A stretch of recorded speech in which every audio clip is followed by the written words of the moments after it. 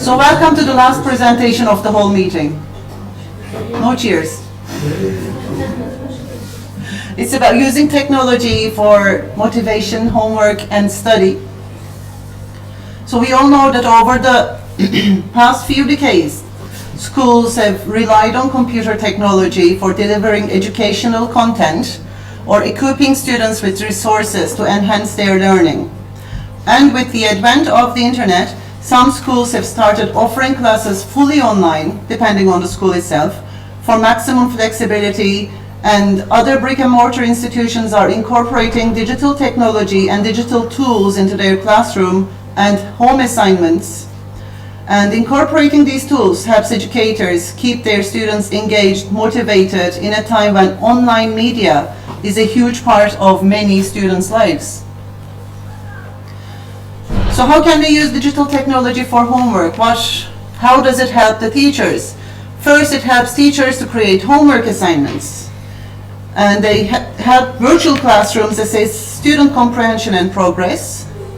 They can turn homework into a game, and it can personalize education for students with different learning styles. So I'm going to give details about this. With virtual classrooms, teachers can assign all the preselected lessons for a course, or they can mix and match lessons to create a custom course specific to their curriculum. Teachers can also assign videos and quizzes to either an entire classroom or specific students, offering more opportunities for scaffolding, and they can assign multiple lessons at a time, see it and forget it. We saw many examples of digital homework ideas, so I'm also going to give you some other examples. So how do they assess student comprehension and progress? Videos and online quizzes, like the Kahoot one, for example, Ivan did for us, they offer immediate grading. I'm sure you all enjoyed it. And they have answer explanations so the students can learn from the questions they missed and target their study habits to areas that need the most help. With this digital method, students can learn from their mistakes in a safe environment, away from the potential embarrassment or bullying of getting an answer wrong in front of classmates, and they get immediate feedback, rather than wait for homework to be graded in the class. They can turn homework into a game. Like gamification is something that I really like, and Ivan also gave examples. I will give examples, and Jor said there is going to be a full presentation of gamification in the next meeting. The biggest draw for students, a virtual classroom offers enhanced opportunities for gamified learning. Teachers can make homework more fun and engaging with a YouTube-like experience or with a Kahoot experience for students who are used to consuming information through the video. A quiz attached to an online lesson can also feel more like a game than an assessment. And the last one is virtual classrooms personalize education for students with different learning styles. We talked about this since Monday. So they not only enable students to learn anytime and anywhere, but also cater to different types of learners and students' needs. In particular, students who are audiovisual learners rather than text-based learners stand to benefit a lot from digital learning. By providing options for students to self-select their learning method, virtual classrooms help push more students on the path to academic success. So here are some digital tools for homework. There are really hundreds of different Web 2.0 tools that can be used for assignments, homework, study, motivation, everything. You're just going to see some examples. Edmodo, Moodle, Google Classrooms, and EBA WeClass is the virtual classroom of the Turkish Ministry of Education. So I think you're going to watch a video of Edmodo. There were some other videos, but because most of the others are similar to Edmodo, and personally I like Edmodo most, you're going to watch it. It's not opening.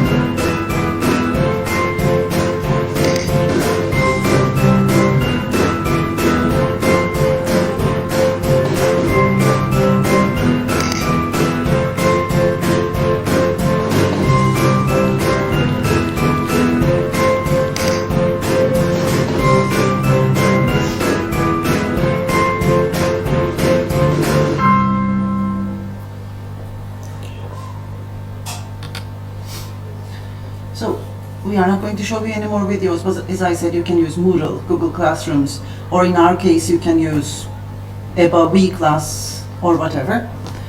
Now, how we are done with the homework part, so how can we use digital technology for motivation?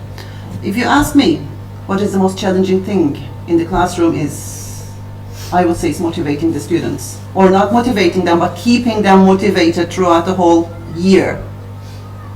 So we may think we've just put together the best lesson in the world, but if the students are not excited, are not motivated, they won't learn it.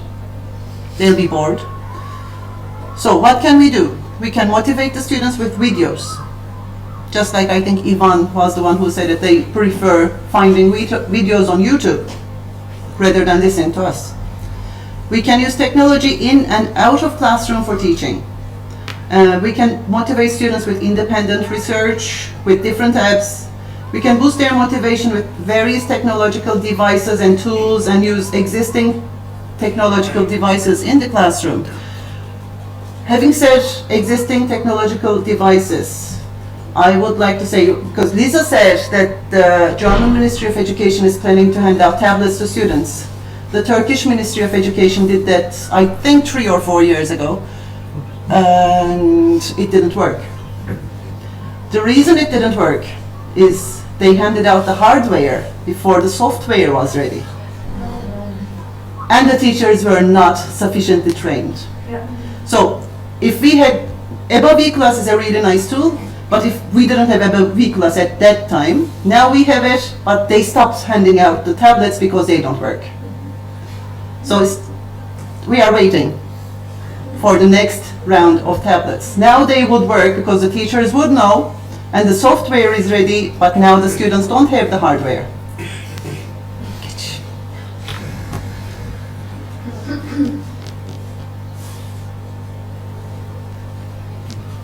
So, motivational tool technologies possess the following key characteristics. They're innovative, they're authentic, they're easy to use, user-friendly, reliable, they have the ease of sharing, and the teacher has control over content. There will be some examples for motivation. My Brain Shark is a tool that allows students to add a voice over to PowerPoint presentations, Word documents, videos, and photo albums, or to simply produce podcasts. Poster My Wall is a tool for creating artistic, high-quality posters, collages, photo calendars, and photo cards that can either be shared online or printed out and inexpensively shipped home. And Padlet, again, is a free program that facilitates the creation of virtual walls where students and teachers can post sticky notes with almost anything they want. There are many other tools for this. And it's an excellent place for collaborative work since it supports many people working together in real time. So now, many people talked about gamification, so mine is going to be very short,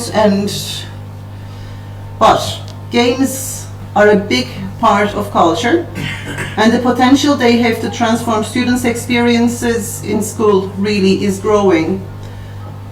One of the researchers says by the time today's kids are 21, they will have played 10,000 hours of video games, and it's the same amount of time they have spent at school. So they are more likely to respond to the use of games or game elements in different settings like the classroom. So this is gamification. Again, you are going to see the example of one of the good, well, one of my personal favorites. But apart from this, you definitely do not need any digital tools to embed gamification in your classes. You can do it with some charts, with tables or whatever. There's also another tool that we have created, but that's for later.